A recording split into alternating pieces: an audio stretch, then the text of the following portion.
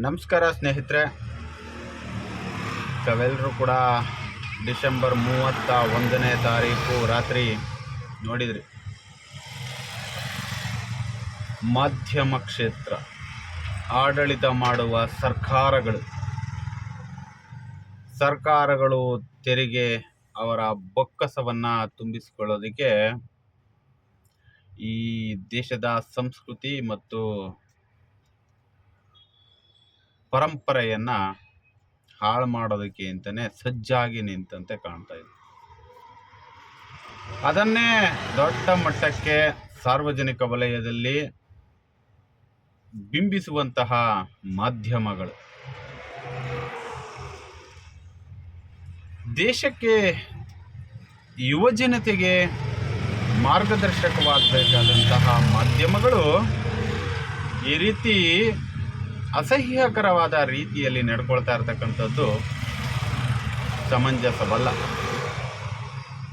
ಮಾಧ್ಯಮ ದೇಶದಲ್ಲಿ ಹಲವಾರು ವಿಚಾರಗಳಿದೆ ಚರ್ಚೆ ಮಾಡೋದಕ್ಕೆ.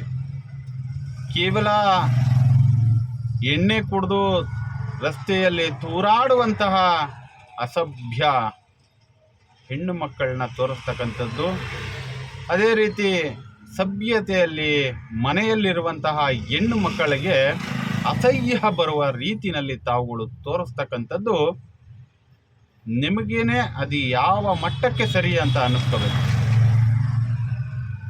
ದೇಶದ ಆರ್ಥಿಕತೆ ಬಗ್ಗೆ ಚರ್ಚೆ ಮಾಡಿ, ದೇಶದ ಪರಿಸರದ ಬಗ್ಗೆ ಚರ್ಚೆ ಮಾಡಿ, ದೇಶದ ರೈತರ ಬಗ್ಗೆ ಚರ್ಚೆ ಮಾಡಿ. ರೈತರ ಬೆನ್ನೆಲುಬಾಗಿರುವಂತಹ ರೈತರು ಇವತ್ತು ಯಾವ ಮಟ್ಟಕ್ಕೆ ಕುಸಿದೋಗಿದ್ದಾರೆ ಅದ್ರ ಬಗ್ಗೆ ಚರ್ಚೆ ಮಾಡಿ. ದೇಶದ ರಾಜಕೀಯ ಏನೆಲ್ಲ ವ್ಯವಸ್ಥೆಯನ್ನು ತಂದು ಮಾನವನ ಜೀವಕ್ಕೆ ಸಂಕುಲವನ್ನು ಎರಿತಾ ಇದೆ ಅದ್ರ ಬಗ್ಗೆ ಚರ್ಚೆ ಮಾಡಿ. ದೇಶದಲ್ಲಿ ನೂರಾರು ವಿಚಾರಗಳಿದೆ ಚರ್ಚೆ ಮಾಡೋದಕ್ಕೆ. ಸಾರ್ವಜನಿಕರು ಕಟ್ಟುವಂತಹ ತೆರಿಗೆ ಹಣವನ್ನು ಲೂಟಿಕೋರರು ಲೂಟಿ ಹೊಡೆದು ಶ್ರೀಮಂತಿಕೆಯಲ್ಲಿ, ಆಗರ್ಭ ಶ್ರೀಮಂತಿಕೆಯಲ್ಲಿ ಮೆರಿತಾ ಇದ್ರೂ ಕೂಡ ಪ್ರಶ್ನೆ ಮಾಡುವಂತಹ ಒಂದು ದೊಡ್ಡ ಮಟ್ಟದ ಹುದ್ದೆಯನ್ನು ನಿಮಗೆ ಕೊಟ್ಟರು ಕೂಡ ಯಾರೋ ಕುಡ್ದು ತೂರಾಡೋರ ಮುಂದೆ ಹೋಗಿ ಮೈ ಕಿಡಿತೀರಲ್ವಾ, ನಿಮಗೆ ನಾಚಿಕೆ ಆಗಲ್ವಾ? ನಾಚಿಕೆ ಆಗಲ್ವೇನ್ರಿ? ನಮ್ಮ ನಟ ನಿರ್ದೇಶಕ ಉಪೇಂದ್ರ ಅವರು ಆ ಒಂದು ಚಲನಚಿತ್ರದಲ್ಲಿ ಸಂಪೂರ್ಣವಾಗಿ ಸೂಕ್ತವಾಗಿ ಕರೆಕ್ಟಾಗಿ ಹೇಳಿದ್ದಾರೆ ಅಂತ ಅನಿಸುತ್ತೆ ನಮಗೆ, ನಿಮ್ಮಗಳ ಒಂದು ನಡವಳಿಕೆಯನ್ನು ನೋಡಿದಂಥ ಸಂದರ್ಭಗಳಲ್ಲಿ. ಪ್ರಜಾಪ್ರಭುತ್ವವನ್ನೇ ಕಗ್ಗೊಲೆಯನ್ನು ಮಾಡಿ ಇವತ್ತು ಬೃಹತ್ ಬೆಂಗಳೂರು ಮಹಾನಗರ ಪಾಲಿಕೆಯಲ್ಲಿ ಯಾವುದೇ ಅಭ್ಯರ್ಥಿಗಳ ಆಯ್ಕೆ ಇಲ್ಲದೆ ರಾಜ್ಯ ಸರ್ಕಾರವೇ ಆಡಳಿತವನ್ನು ಮಾಡ್ತಾ ಇರ್ತಕ್ಕಂಥ ವಿಚಾರವನ್ನು ಯಾಕೆ ಚರ್ಚೆ ಮಾಡ್ತಾ ಇಲ್ಲ?